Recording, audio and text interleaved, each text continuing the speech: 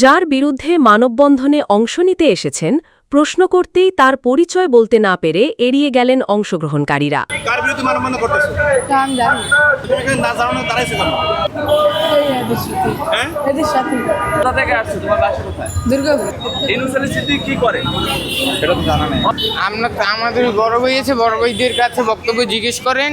আমার কাছে যা সেটা দিচ্ছে, আমি দাঁড়াইছি। আমাকে আনছে তারা মানববন্ধন করছে, আমি তাদের চিনি না, আমি জানিও না কী কারণে মানববন্ধন করছে।